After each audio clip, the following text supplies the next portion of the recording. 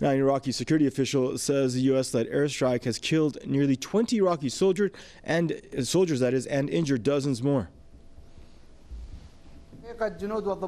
Actually, the Iraqi soldiers and commanding officers made clear to us that there was a military aircraft in the Iraqi airspace that started bombing the location of the officers, creating a huge hole in the ground and resulting in the deaths of several of our sons, many of them still under the rubble.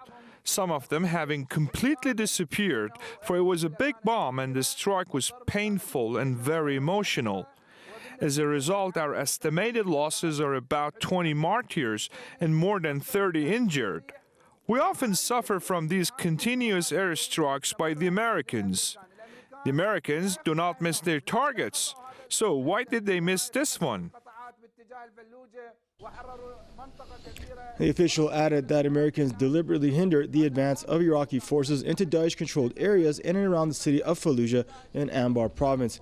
Al-Zamili blamed the so-called U.S.-led coalition for the inability of Iraqi troops to enter Ramadi and Fallujah. He further accused the Americans of launching airstrikes or dropping aerial packages that provide weapons and equipment to Daesh. Now, earlier, the Pentagon announced the U.S.-led airstrike in Fallujah might have killed dozens of Iraqi soldiers. We're joined by Mr. Stephen Kelley out of Los Angeles, former CIA NSA contractor. Mr. Kelley, that official said that the Americans deliberately, the Iraqi official, I should add, security official, said that Americans have deliberately hindered the advance of Iraqi forces into Daesh-controlled areas. Your thoughts on that? Well, they certainly seem to be doing that, and the pilot that carried out this mission, or pilots that carried out this mission, you really have to wonder about those people or those individuals in particular, because so many of these guys have been coming back and saying that they have actually been ordered not to fire upon Daesh convoys and oil convoys and what have you.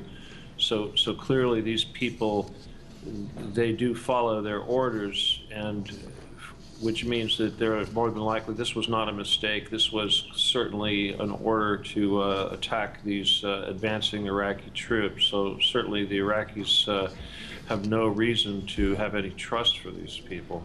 And Mr. Kelley, you know, when the U.S. had over 100,000 forces deep in Iraq, you really didn't hear about these kinds of mistakes, or even in Afghanistan for that matter.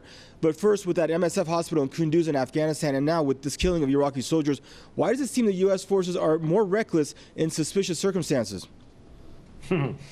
Well, reckless, I think, you know, the Iraqis aren't stupid. They're starting to very publicly reject American assistance. They've just rejected a big handful of Apache helicopters.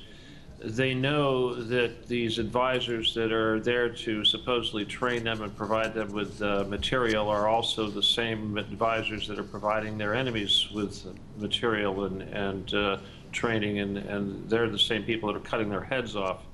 So I would think that the rank and file of the Iraqi military must be disillusioned and has a very strong sense of betrayal when it comes to their interaction with their American counterparts.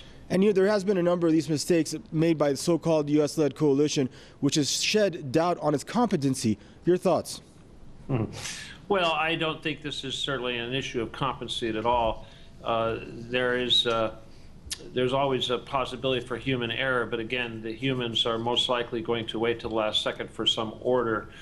So if the error is made, it's not going to be the pilot, it will be somewhere higher up. So more than likely, from a strategic standpoint, there really is no such thing as an error on the battlefield. Thank you for your input, Mr. Kelley. It's Mr. Stephen Kelley, former CIA NSA contractor, joining us out of Los Angeles in the States.